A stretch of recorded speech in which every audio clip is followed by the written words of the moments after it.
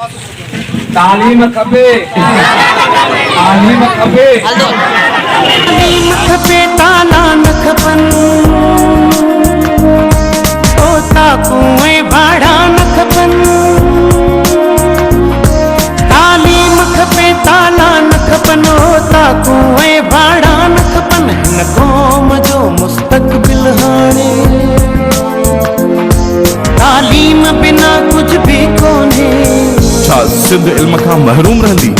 न, असांखे साइंसदान, आलिम, फाज़िल ऐं अकाबर घुर्जनि। कुछ करणो ही पवंदो,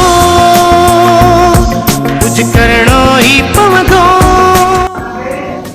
करमपुर में शहरन इलाके वासिन ऐं मुख़्तलिफ़ सियासी व समाजी तोड़े मज़हबी धुरन जमात इस्लामी यूसी बख्तियारपुर जेकाबाद जमीयत तुलबा इस्लाम पारां सिंध हुकूमत जी तालीम दुश्मन पॉलिसियुनि ऐं स्कूल बंदि करण वारे अमल ख़िलाफ़ जमात इस्लामी यूसी बख्तियारपुर जे अॻवाननि फेरमोन बिजाणी, शहाबुद्दीन बिजाणी, जमीयत तुलबा इस्लाम ज़िले कश्मीर करमपुर जे अॻवाननि मोहम्मद इब्राहिम शेख, असदुल्ला भयो, हसन ज़ार नसीराणी, शहर इलाके के समाजी अगवान जावेद उस्मान बिजाणी, गुलशन अली बिजाणी, निसार अहमद बिजाणी, ज़िले कश्मीर सलाह के अगवान मोहम्मद सादिक मलिक, करीम बख्श मलिक ऐं ॿियनि जी अगवानी में हाई स्कूल खां करमपुर पोस्ट ऑफिस चौक ताईं एहतजाजी रैली कढी नारेबाज़ी कई वई।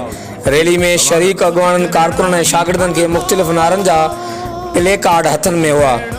तालीम खपे, ताला न खपनि, तालीम खे ताला नामंज़ूर, क़ौम जे मुस्तक़बिल ते धाड़ा नामंज़ूर जे नारनि सां शहर ऐं इलाइक़े जो माहौल गूंजी पियो।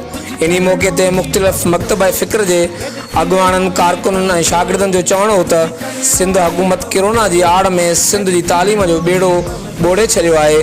गुज़िरियल 1.5 साल खां सिंध जी तालीमी इदारनि खे ताला लॻल आहिनि, जंहिंसां मुस्तक़बिल जे मेमारनि जो मुस्तक़बिल दाह ते लॻल आहे। मुज़ाहिरीन जो वधीक चवणु हो त कोरोना जे बावजूदि ॿियनि सूबनि में तालीमी वहिंवार हली रहियो आहे, लेकिन पाकिस्तान पीपल्स पार्टी जी सिंध हुकूमत सिंध जे ॿारनि जो मुस्तक़बिल ऊंधाहो करण जी साज़िशुनि में रुधल आहे, जेका सिंध हुकूमत जी साज़िश कामयाब थियण कंहिं बि सूरत में न ॾिबी।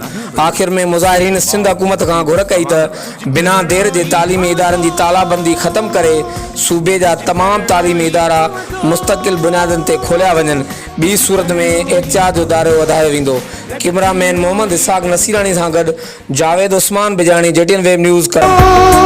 कुछ करणो ही पवंदो, गॾु थियणो ही पवंदो, कुछ करणो ही पवंदो, गॾु थियणो ही पवंदो। कुदरत जी सारी नेमतुनि सां सिंध माला माल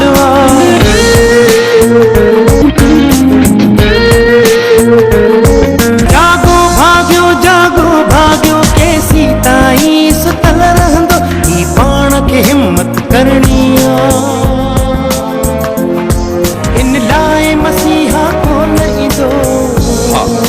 हाणे जागो, अञा बि वक़्तु नाहे वियो सिंध माउ जी सींद सवारण लाइ। कुछ करणो ही पवंदो।